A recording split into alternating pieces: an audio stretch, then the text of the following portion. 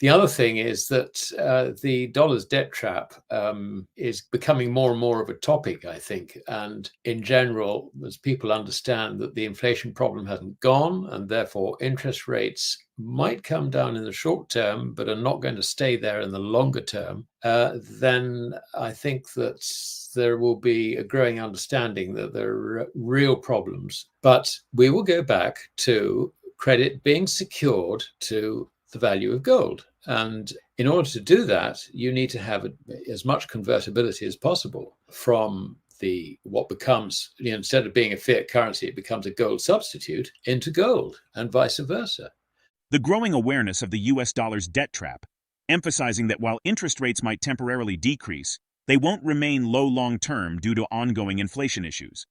This could lead to a recognition of serious problems in both the US and UK economies. It suggests a future where credit is linked to gold's value, requiring increased convertibility between fiat currency and gold to establish a more stable financial system. The speaker, Alasdair Macleod, a financial commentator and analyst known for his insights into monetary policy, gold, and the global economy, argues that markets may be mispricing the risk of a US recession by assuming dollar stability. As the dollar declines, metal prices might be inaccurate. Alasdair Macleod critiques the use of GDP growth as a measure of economic health, arguing it primarily reflects credit levels rather than genuine economic activity. If credit is used productively, it signals progress. If not, it can be inflationary. Current GDP growth is largely driven by government spending and consumer debt, like credit card and auto loans, which are not productive. This expansion of credit is misleading and ultimately harmful to the economy, a concern the speaker first noted during Gordon Brown's tenure as chancellor. However, public debt is less concerning than private sector debt, which can be disinflationary if used for production. In contrast, public sector debt often exceeds tax income and is spent unproductively, fueling inflation. A debt trap arises when interest rates outpace GDP growth, making borrowing unsustainable and potentially driving away foreign investors who fund this debt, worsening the situation for the US and UK. Let's dive into the video for more insights.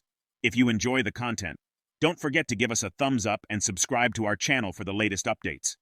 It's actually, markets are a bit of a nonsense on this one because they're pricing a US recession, or trying to price a US recession and therefore a global recession and all the rest of it into the situation. And they do this through the futures markets. And the whole point about a futures market is that you assume that the currency in which you're pricing it, which is dollars pretty much always, is stable, but it's not. It's going down. And sooner or later, you'll find that there's a big mistake pricing metals down when actually it's the dollar that's going down. And at some stage, I think that's going to become apparent. So markets have got this horribly wrong, but they can be wrong for quite some time. But I suspect there's so many things going wrong underneath all this that it could be a little difficult to predict in the short term. I mean, the problem is that trying to measure an economy by GDP, growth in GDP, is a complete nonsense. It doesn't tell you what's going on in the economy at all. All it tells you is how much credit there is in the economy. And, it doesn't tell you how that credit is deployed. If the credit is deployed productively, then whoopee, that's great.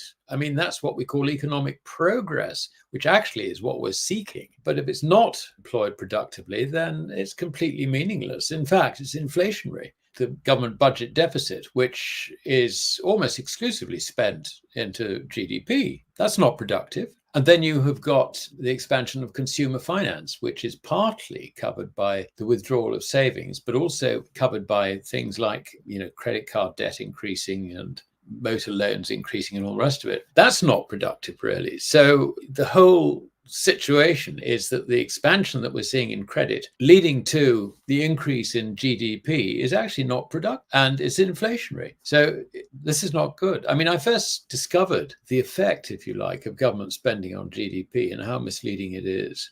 That debt in the private sector, as long as it's not financing consumption and it's financing production, is actually non-inflationary. If anything, it's disinflationary in the sense that it leads to falling prices. So, I mean, I would say that private sector debt, is very, very different from public sector debt.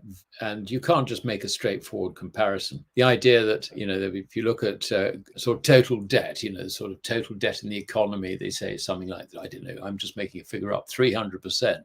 of which government is only 100%. The problem is in the private sector. No, it's not in the private sector, it's in the government sector, because it spends in excess of its tax income unproductively. It is therefore inflationary. That is the debt that's the problem. And the debt trap, the dynamics of the debt trap are basically when you get an increase in the cost of that debt in the form of interest rates that is increasing at a rate faster than the rate of GDP growth, then you're in a debt trap. It's quite simple. It just goes to the point where suddenly nobody's going to lend to you because, well, I mean, what do? You put up the interest rate, and the interest rate then works against you because it makes that relationship between interest and GDP, interest growth and GDP growth, it makes it even more disfavorable to GDP growth. And, the debt, if you like, the interest rate side of the equation rises even faster. It's a classic debt trap. And we're on the verge of it. And what happens in both America and the UK is we have a large contingent of foreigners who we rely on to buy our debt. They will go on strike unless the interest rates are higher. But as I said, if the interest rates are higher, we're dead anyway. The speaker, Alasdair Macleod, notes that the People's Bank of China is buying gold as a strategy to sell off dollars, recognizing the looming debt trap affecting the U.S. and global economies. Both China and Russia are aware of the situation and are cautious not to be blamed for a potential collapse. Foreign investors are increasingly questioning their faith in the dollar, turning to gold as a stable asset without counterparty risk, while many domestic users of the dollar remain unaware of its declining purchasing power amid rising prices. Alasdair Macleod warns that once people recognize the declining value of their currency, it will lead to a crisis for fiat currencies. Many domestic residents in the US and UK are unaware of this issue, believing their currency remains stable. Historically, similar crises occurred in the 1970s, culminating in high inflation and government intervention, including tax increases and spending cuts. Alasdair Macleod predicts that we may face a comparable situation soon, possibly within 1 to 3 years, unless geopolitical conflicts escalate the crisis further. Overall, the current financial system is in a precarious state. Let's get back to the interview. Everybody thinks that the People's Bank of China has been buying gold. They got it the wrong way around. Actually, what they're doing is they're selling dollars. So they're trying to get out of dollars. Now, there is a political element in that, sure.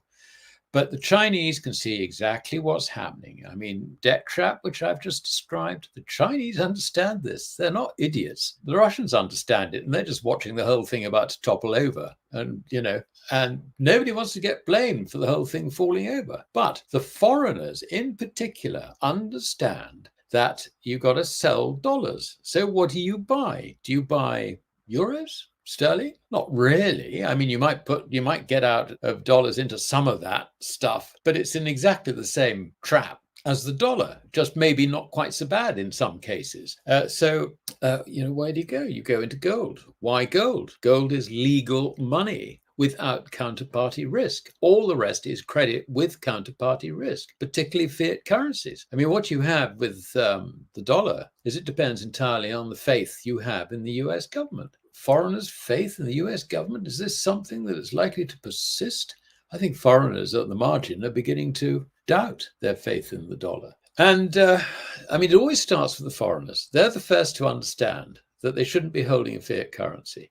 The residents of a country who use the currency don't actually appreciate this in the initial stages. They will do a double take on this and they will think, well, prices are rising. This is terrible. They don't actually connect it with the falling purchasing power of their currency. But when they do, then the currency is toast, it's had it, it's finished. And that, I think, is the next stage. I mean, I don't know how long it'll take for people to begin to understand this.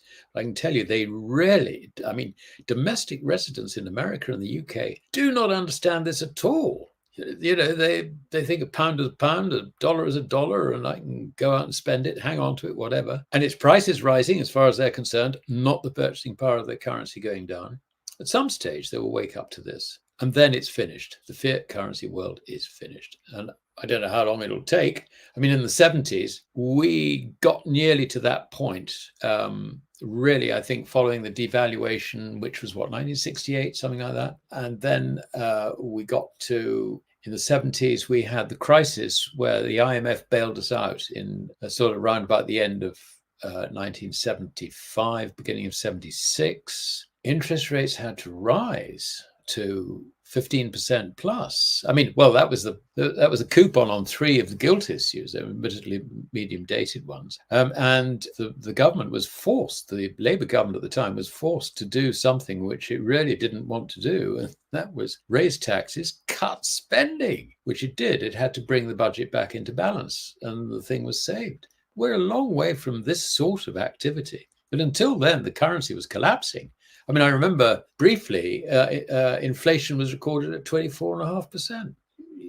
I mean, think what that does. So this sort of 70s problem, which I think we now face, is all ahead of us. And but this time, after all this long period of fiat currency suppressing interest rates, etc., I don't know how long it will be before the whole system falls apart, but probably not terribly long. Year or two, maybe 3 if you're lucky. That's assuming, of course, that the conflict in Europe and the Middle East doesn't flare up and hurry things along. That's a separate question. But even without that, we're not in good shape. All scenario shows the precarious state of the financial system, driven by a combination of rising debt, inflationary pressures, and declining confidence in fiat currencies. As awareness of these issues grows, a significant shift toward gold as a stable asset may occur. What steps can individuals take to protect their wealth amid the declining value of fiat currencies? Share your thoughts in the comments below. We'd love to hear from you. If you found this video useful, don't forget to give it a thumbs up and subscribe for more content. Thanks for being a part of our journey.